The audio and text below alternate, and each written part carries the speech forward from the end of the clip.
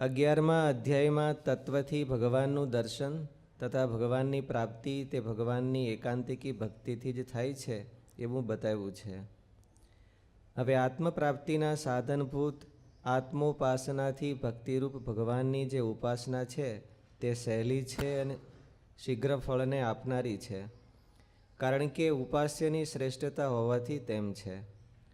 6ઠ્ઠા અધ્યાયના 47મા શ્લોકમાં યોગી નામપી સર્વેશામ મદગતે નાંતરાત્મના શ્રદ્ધાવાન ભજતે યોમામ સમે યુક્ત તમો મતઃ બતાવ્યું છે, જેનું અહીં 12મા અધ્યાયમાં તત્વતઃ નિરૂપણ કર્યું છે.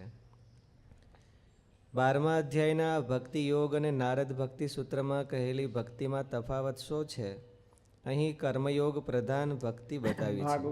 ભાગવતની ભક્તિ, નારદ ભક્તિ સૂત્રની ભક્તિ અને 12મા અધ્યાયમાં કહેલો ભક્તિ યોગ, એને બધાને મેચિંગ કરવું જોઈએ. કરસ કે નહીં મેચિંગ? આવતા વર્ષના આ વર્ષના ગયા વર્ષના સર્વૈયા મેચિંગ કરી.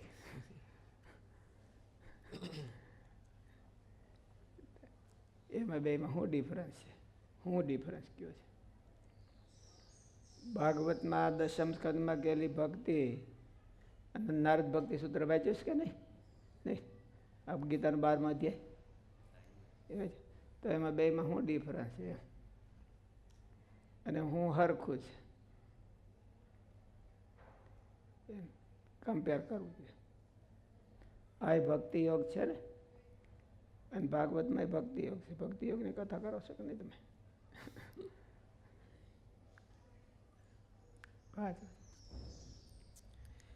12મા અધ્યાયના આ ભક્તિ યોગ અને નારદ ભક્તિ સૂત્રમાં કહેલી ભક્તિમાં તફાવત શું છે? અહીં કર્મયોગ પ્રધાન ભક્તિ બતાવી છે, ત્યાં સત્સંગ પ્રધાન ભક્તિ બતાવી છે.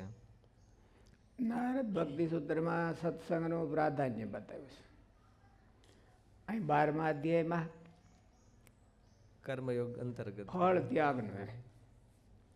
ફળ ત્યાગ એ જ ભક્તિ છે. અભ્યાસમાં અસમર્થ હોય તો તું ભગવાન સંબંધી કર્મ કહે. ભગવાન સંબંધી કર્મમાં અસમર્થ હોય તો તું ભગવાનને અર્થે કર્મ કહે. ભગવાનને અર્થે કર્મ કરવામાં અસમર્થ હોય તો તું ફળનો ત્યાગ કર. ત્યાગાત શાંતિ અનંતકમ. ત્યાગથી જેવી શાંતિ મળે છે એવી બીજા ક્યાંયથી શાંતિ મળતી નથી. ભક્તિથી શાંતિ મળે કે ત્યાગથી શાંતિ મળે?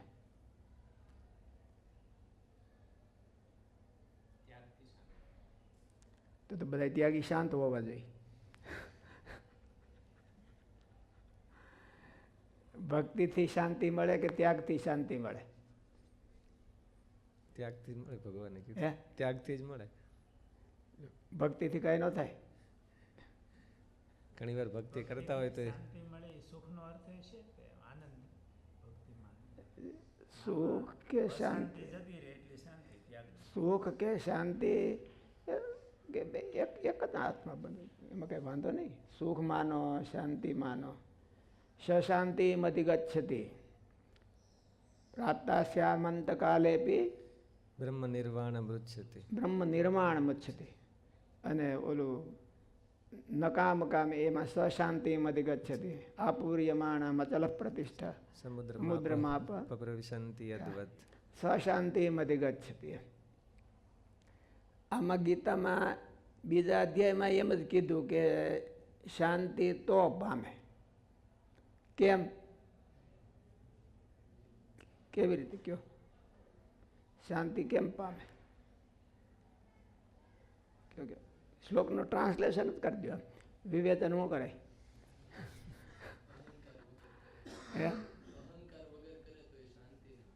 નહીં, એ શ્લોકમાં એવું ક્યાં કીધું?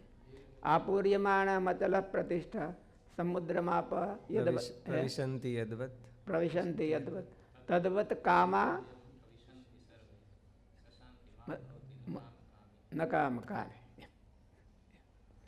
ભગવાનની ભક્તિ કરે એની તો મહારાજ હોતે કીધું કે એને કાંઈક ઈચ્છા હોય તો નિશ્ચય ન થાય તો શાંતિ તો ક્યાં થાય? એને નિશ્ચય ન થાય. બીજા કંઈક વસ્તુની ઈચ્છા રાખે તો એનો અર્થ શું થયો? એનો પરમેનન્ટ ટાર્ગેટ છે એ ભક્તિ કરવાનો નથી. ભગવાનને તો ખાલી દાડીએ બોલાવે છે કે તમે મારું આ કામ કરી દો, એટલે એની શાંતિ ક્યાં થાય? જગત પદાર્થ જેને ટાર્ગેટ હોય એની શાંતિ ન થાય. એટલે અહીં ભગવાને બધાય કરતા એમ કે કામનાનો ત્યાગ. ત્યાગાત શાંતિ અનંતકમ. તરત જ મળે શાંતિ. હજી તો કર્યો ન હોય તો અડધો કર્યો હોય ત્યાં જ મળવા મળે એમ. અને પેલી ભક્તિ પૂરી કરી દે તો એ નથી મળતો.